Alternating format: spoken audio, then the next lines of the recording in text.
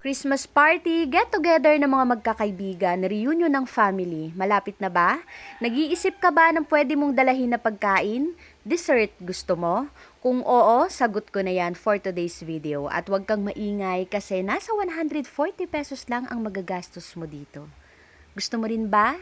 Tara, luto tayo. Unahin na natin gawin yung gulaman. Sa isang kawali, maglagay tayo ng 5 cups ng water. Pwede nyo gawing 6 cups, kaya lang mas magiging malambot yung gulaman ninyo. Pero kung gusto ninyo na mas firm or parang makunat, 5 cups okay na po yun. Then maglagay tayo ng isang sachet ng white gulaman, 4 sachet ng Milo at isang sachet ng black coffee.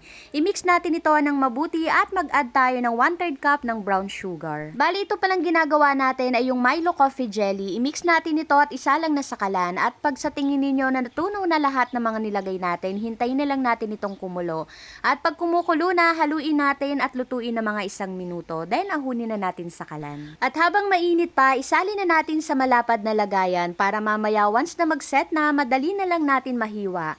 At baka bet nyo po pala itong ginagamit kong rectangular glass food container. Ang ganda nito at ang kapal ng glass. Perfect sa mga handaan, lagay ng mga pasta or ulam. Ilalagay ko na lang po yung link sa comment section kung saan ko ito nabili. Dahil malaki nga at malapad yung ating pinaglagyan ng gulaman, mabilis itong lumamig at nag-set. Slice lang natin ito ng maliliit na pa-cubes. At yung complete recipe po ng ating ginagawang dessert ay nasa dulo po ng aking video. At ayan, tignan nyo, ang ganda ng pagkakagawa ng ating Milo jelly. Sakto lang yung 5 cups ng water. Ito yung klase ng jelly na masarap nguyain. Pwede na po na dito na natin gawin itong ating dessert. Kaya lang, gusto kong i-flex sa inyo itong isa ko pang nabili na salad bowl or mixing bowl na glass din.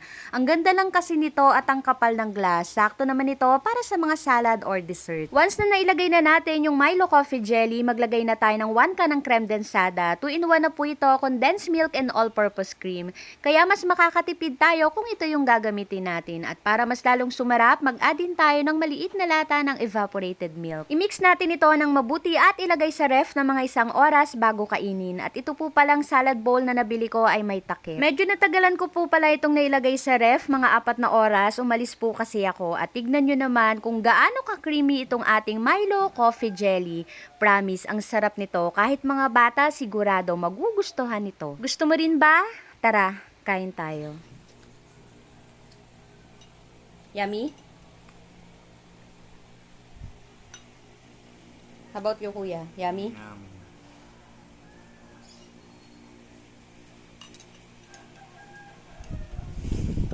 Parang joker.